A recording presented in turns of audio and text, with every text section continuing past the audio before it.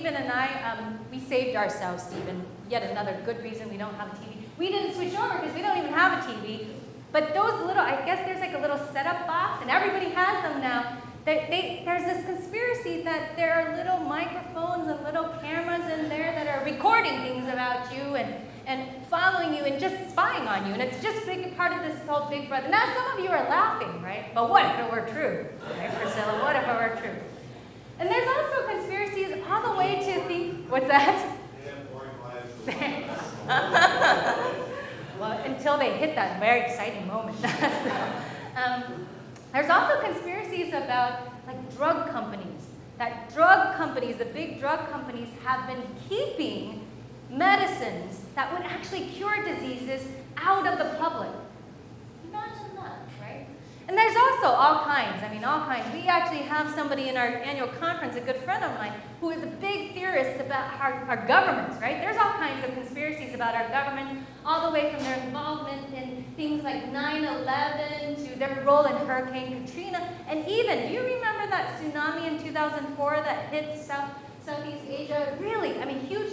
There is a conspiracy theory about that was actually caused by this new kind of weapon that they've been sort of working on that was like a tsunami bomb, right? So some of us, I would say that we kind of have this mixture of fascination and horror when we think about conspiracies, right? We're fascinated by like the what ifs. What if there was a drug out there for cancer, but we're being kept from it? Imagine all the lives that they could save.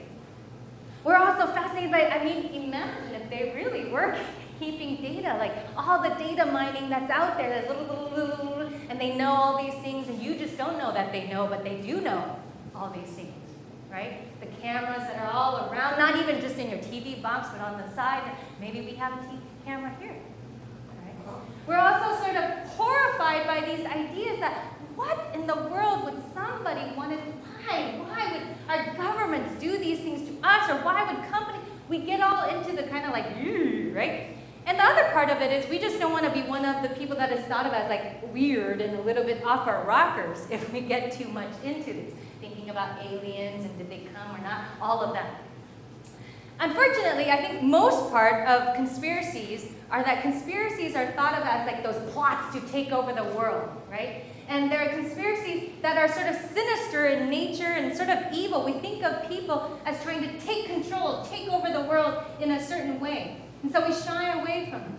Rarely do we ever hear about a conspiracy actually to transform the world for good, right? A conspiracy, can you imagine, to bring more joy or more love, to light up people's lives and let everybody know that they're loved. We don't hear about conspiracies like that. But what if there was such a conspiracy? What if there was a conspiracy that could transform our relationships, the brokenness, so that in fact we did know ourselves to be loved and we shared that love with one another? What if there was a conspiracy afoot, people talking, that could end the wars and the conflicts and the violence, even in our own neighborhoods that we experience, and bring a sense of radical, transformative peace? What if there was a conspiracy afoot that was just about pure joy? The kind of belly laugh that happens when we get together and we know that sense of goodness in our lives. If there was such a conspiracy, would you get in on it? Would you be willing to sign up and become co-conspirators, to kind of go into the back room of your houses or churches and talk about the plans and get these actions going and then actually carry them out? Would you? This is the question that I want to sit with today. Let us do that in the spirit of prayer.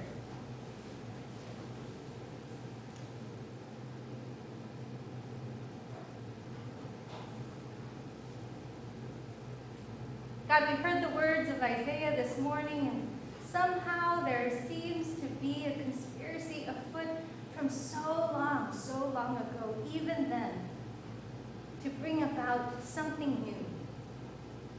The vision of swords into plowshares, of tanks into tractors. The enormity of that, we hardly know what to do with. God, as we enter into this new season, the season of waiting, the season in which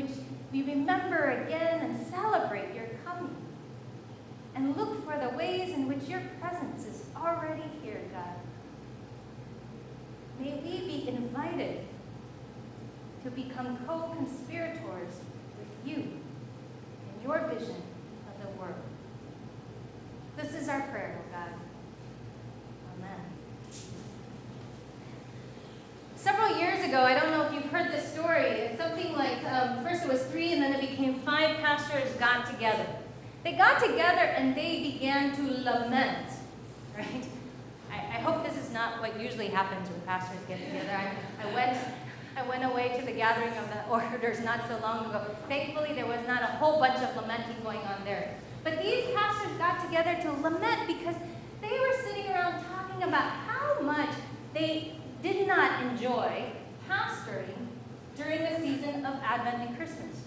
Weird, right? Because you would think like, wow, pastors, this is like one of the 2 special seasons, Christmas and then there's Easter. But they were sort of just poo-pooing on the whole thing. They're like, I don't even know why we pastor during this time. Because why? They would look around, they talked about how they got together and their whole congregations were like, their minds were somewhere else during the Christmas Advent season. It was like they were caught up in those advertisements that I just got in the newspaper, like, wow, you can go to Kohl's at 3 a.m. in the morning? Well, I mean, that might be exciting to some people, but I was a little bit, why would you do that, right? But indeed, people were so taken up by thinking about getting to the malls, finding the best deals, getting the right coupons, buying it at just the right time. I mean, Facebook, I even saw like conversations on Facebook like, oh, you're going to go to Target, get me one of those $3 coffee pots. And I was like, $3 coffee pots? What's going on here, right? And they got together, these pastors, and they said, I don't know. I don't enjoy pastoring during Advent, Christmas, because it's almost like people are in a rush. They're just here, they're here for that hour that they're supposed to be here, but it's like their minds aren't even here. They're like thinking about, they're trying to get to their parties, they're thinking about the roast that's in and if it's going to get in time and all this stuff. So there's not even time to connect, right? They talked about how stressed their congregations felt during this time. Feeling like, wow, am I getting the right gifts? Do I have my shopping done? Am I going to make it through the traffic? If I get here to here, then will I make it to there where my kid has to go to party there? All the stress of the season. And they started sharing stories of how families in their congregation actually went into debt in order to ensure that that space underneath the Christmas tree was filled, right? Whether for their children or their grandchildren or their nieces and nephews or whatever it was. And they got together and they talked about how they missed Jesus during this very season that really is all about him, isn't it? And how powerless they felt in the face of this machinery. Maybe it's another conspiracy out there, right? The machinery that's out there with the message of buy, buy, buy, buy, buy, buy, buy. They really felt like they could not recognize how the Christmas that they saw unfolding around them in their congregations had anything to do with the celebration of Jesus' birth and coming. And so they got together and began to conspire. They started their conspiring by actually rereading the stories of Jesus' birth. Right? They paid attention to the characters in the stories and looked at how did Mary celebrate this moment? Joseph, what was his reaction? Those wise men, the shepherds, all the people that gathered around, what were they doing to celebrate and mark the occasion? They talked about, as they formulated the plans about how the birth of Jesus actually changed people's lives. Not just like a yay, like the red-eyed ginger party, and we're like so happy that the new, I mean, it's great and all, right? Let it not be said that I am not happy about children, right? But that it actually, this birth was unique. It wasn't just like all the other births. This one changed people's lives, a whole bunch of folks. And how even it made the powers that be scared out of their wits. You do remember, after all, how Herod the king had all the children under 2 years old murdered in response to the news that this child king was about to come. And they talked about how they thought, this God that we love and are passionate about, God is a God that likes presents too. God isn't up there being a Scrooge. But they thought, this God that we love and adore is a God that gives relationship After all, we celebrate the greatest gift being the coming of Jesus the Christ and not a new toaster oven in each of our homes. And so they continued to talk and conspire, and a plan began to form. A plan that has become known as the Advent Conspiracy. The Advent Conspiracy has at its foundation this conviction that Christmas once changed the world, and that it still can. And it has 4 simple parts that I want you to remember and to think about and talk about in your families, with your children, with your grandchildren, about how you might get in on the conspiracy. The 4 parts are these. Worship fully. After all, it all began with worship and all ended with worship. Spend less. We've been watching the videos about just how much in the United States we spend. I think it went from the older videos that started in 2006 being $700 some dollars to $900 for family now. Spend less. Third part being give more. Now some of you are already thinking, because you're like mathematicians up there, right? You're like, how do I spend less to give more? Right? You don't have to spend more to give more. So we'll be talking about that. So we have worship fully, spend less, give more. Do you know what the last one is? Love all. Love all. And the whole idea of getting in on this plan is to allow Christmas to change us once again and to change the world. But it all began, as I said, with worshiping fully. I want to share and have you think about for a moment, what has been an experience in which you have worshiped fully? I really appreciated last week hearing from Wendy. It wasn't necessarily about a worship fully moment, but she talked about how her body sensed something new. Did you remember how she talked about her heart warming in a particular moment when she experienced the presence of God coming? And how she got all tingly? Well, what was it? Maybe 2 weeks ago, I was at the gathering of the orders, right? And I have to say, one of the things that I love is worship, right? And I do have to admit that since I have entered the ordination path, or for the last 10 years as I worked in a church, I've always had a job on Sunday, right? Whether it was to talk about this or do that or play the piano. Sometimes it's multiple jobs. It's like play the piano and do that and do this, and it gets a little hectic. But there was a way in which being at the gathering of the orders where I was just here, and there was a looseness that happened in me. And here was the interesting thing. There was a moment of prayer in which one of the superintendents invited a Korean brother to come up and teach. I don't know what the name is, but it's sort of the prayer that people pray all at once together. And it begins with saying, "Oh God, oh God, oh God." I just remember it, I don't know, Pongsankiro, but it went like this, Joel, Joel, Joel! And everybody got together. And as soon as those 3 words, "Oh God, oh God, oh God," the person leading it was off. I mean, he was praying and everybody started, and there was just this amazing sound of prayer in all these different languages. And the weird thing was, totally unexpected. I thought I would kind of get all weirded out, right? I'd be like, but I started tearing up, and tears just started streaming down my face. I had no idea what the person next to me was even praying about, but it was just the sense of the murmurings of the heart that were coming forward. It was so special.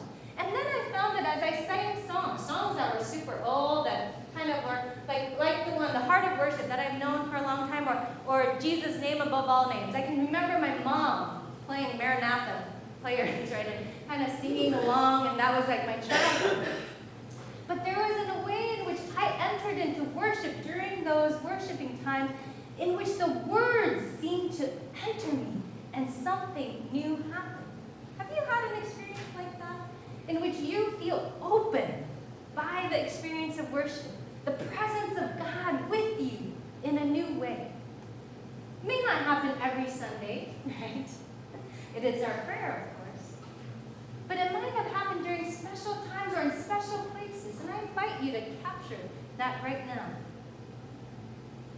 In the prophet of Isaiah, one might say that he gave us a sense of what it is to worship fully. Right?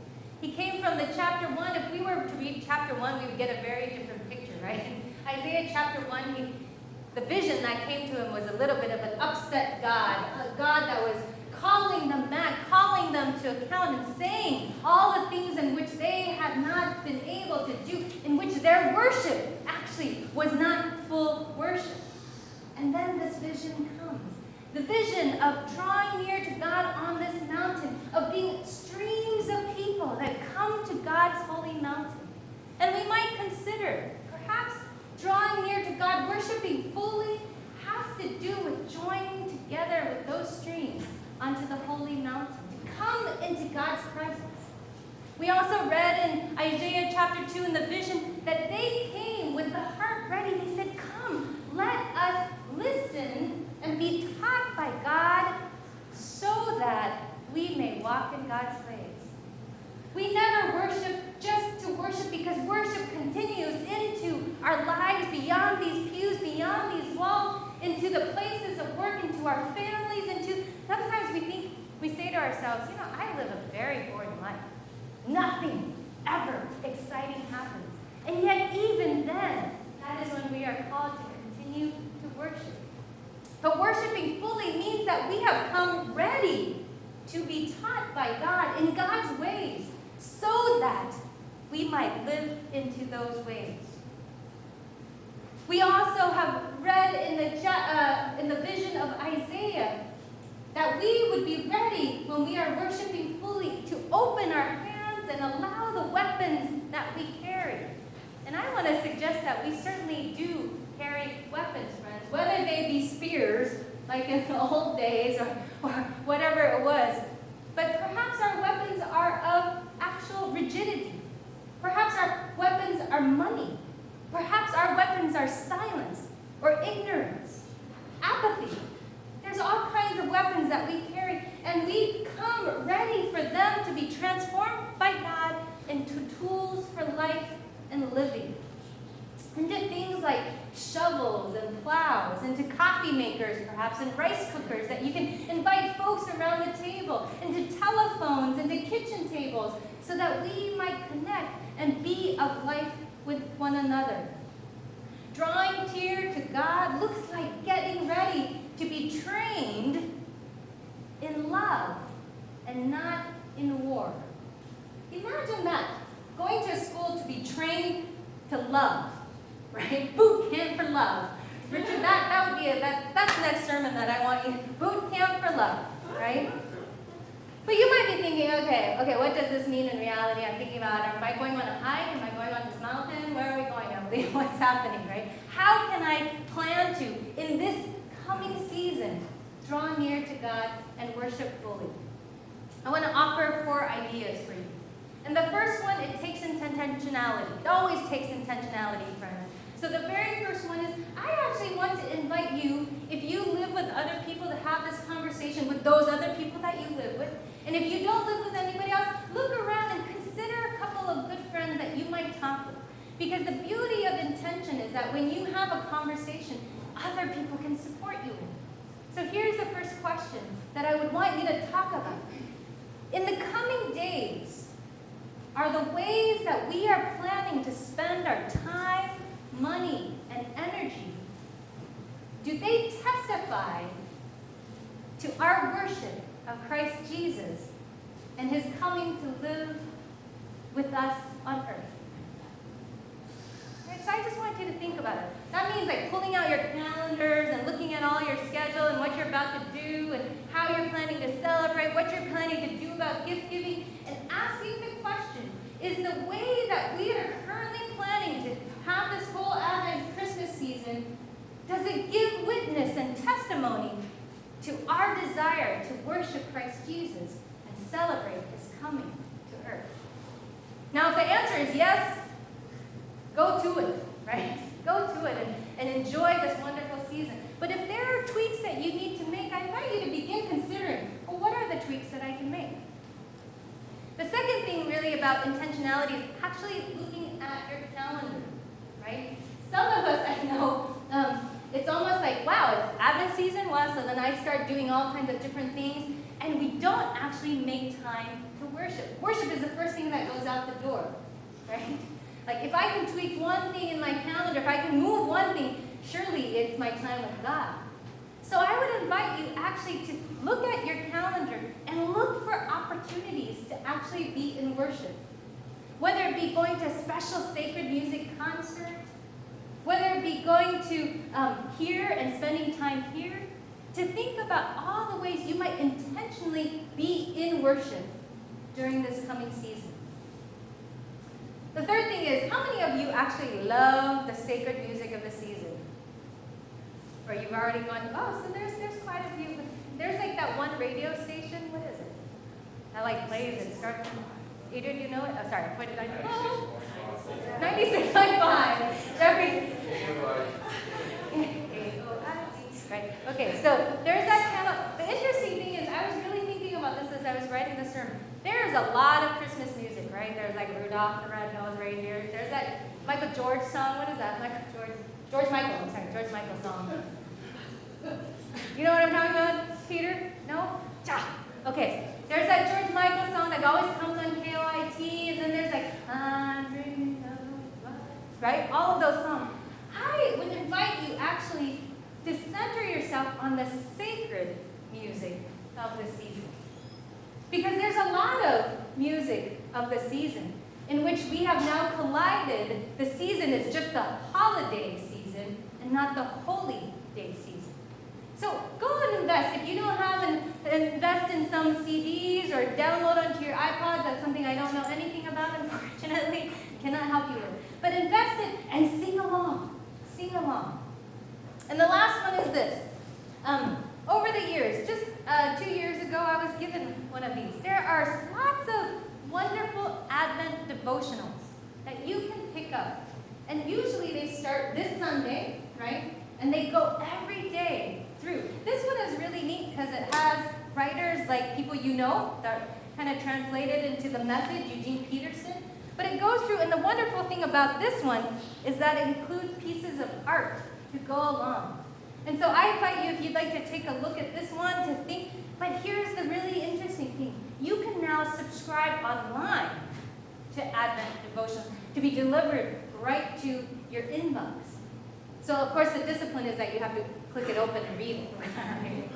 But the third thing I would encourage you to think about this season in order to worship fully is to make time to remember and to be centered in Jesus the Christ and his coming.